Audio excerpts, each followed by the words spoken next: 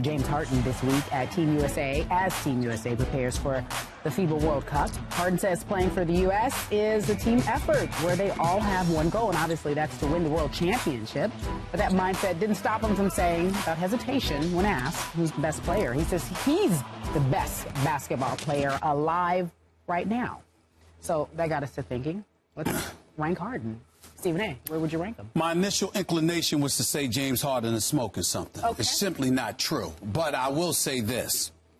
He is an all-star. He is a big-time scorer.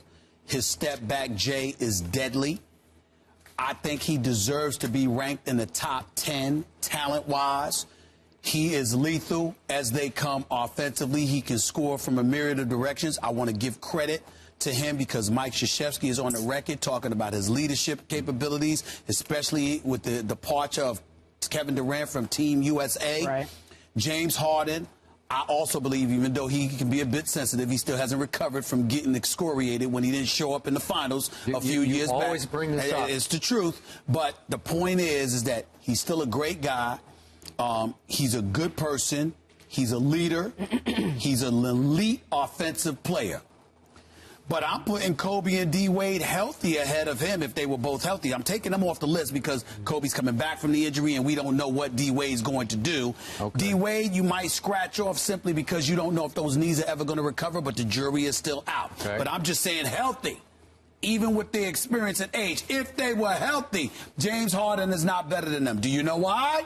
Because they play defense, and James Harden does not play defense. You know what? He will when he decides to. He can. No. Skip. Here's my point to you.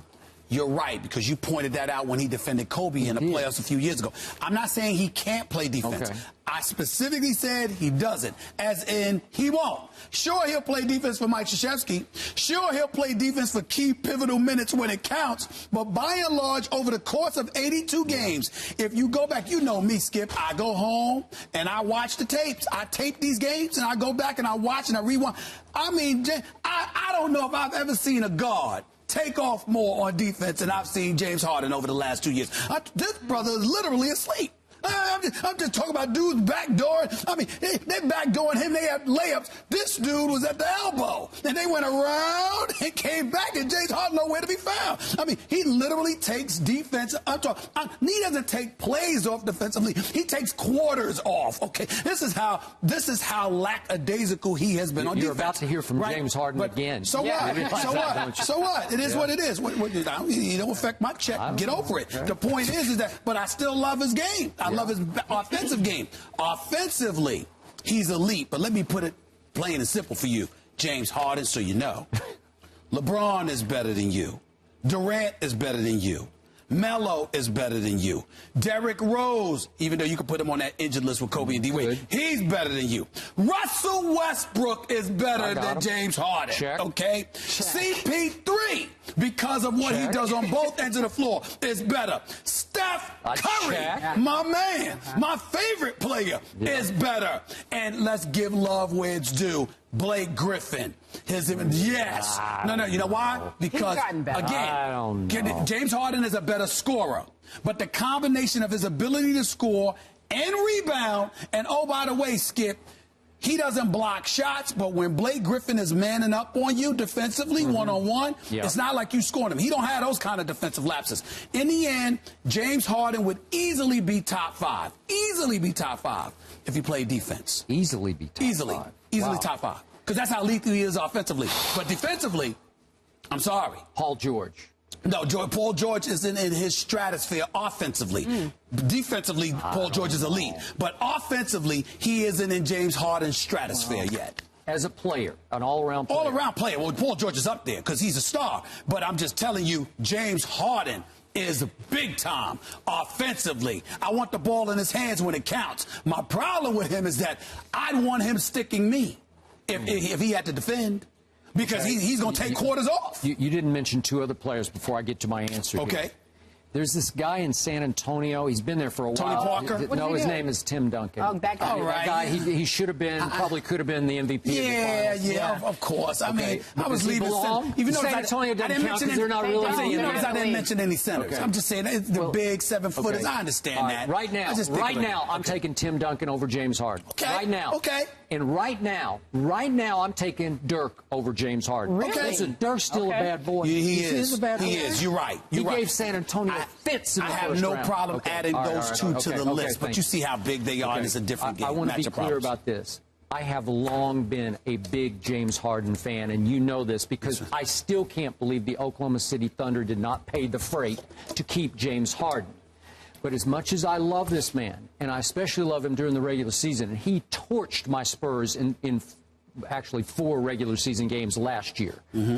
But when I look at his playoff resume, back to your original point, when you levied some criticism off that Miami Finals series, James wasn't very good down the stretch of that series, right? In games 3, 4, 5. It was bad. It was bad. He disappeared. By what he should be, he disappeared. Yes. And then they had a first-round exit against the Thunder in which he had his moments, but he wasn't the best player in the world. And again, I don't blame James for saying he's the best player because you would say you're the best player. You know what I mean? We're not blaming him. Because he's an elite player. He can say what that. I'm not knocking him for that. But then against Portland last year, first-round exit, and again, Damian Lillard hit the shot of the play. It was a tremendous shot that he hit to win that series.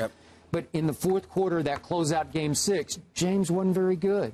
He scored 2 points in the fourth quarter. He's better than that. Yes. In big moments for his new team in Houston, he has not been great. He's been very good, but he hasn't been a top 10 player. Okay? Right. Let me say this to you, though. He is elite. He's a big-time player. He doesn't deserve to be criticized for making that statement because he has the skills to back it up. I agree. When I hold against him in terms of the finals, I want to emphasize this point because I don't even think he understands it. It's not his numbers because you could have bad shooting games. You just struggle. It just ain't falling for you. What I hold against him for the finals, watch the tape. Skip, I'm sitting in Miami. I'm right there near courtside. I saw this guy while Miami was making runs and Oklahoma City was like, take us there. I saw this guy literally pass up open shots. He literally looked scared to take them. That's what I hold against him for that finals appearance. If you miss, you miss. So what? But his skills are too great you realize to appear timid at any point in the game. In those 6 games against Portland first round last year, he shot 30% from 3. That's fine. 16 for 54. That's bad. That's bad. It didn't fall, Skip. That happens. But that didn't fall for 6 games. I'm saying that happens. So I'm never, even though that's bad, it's entirely different when you're off than when you appear timid to challenge. Did you mention Derrick Rose? Yes, I did. Derrick Rose. So is he in the 10? Let me explain something to you. If Derrick Rose is healthy, I know in my eyes, Derrick Rose is battling with Durant and LeBron for top play in the game. Wow. What about when healthy? What's that guy's name in L.A.? Kobe? What's his name? He mentioned Kobe. He said he put him on a healthy list. But would you put him? No, he'd be up there if healthy, even though he's entering his 19th year. I'm not counting out the Black Mamba. I'm not going to count him out. Well, I got a couple of players in L.A. telling me Kobe got them there working out. I know. 7:30 in the morning. Yep. Okay. We leave it there.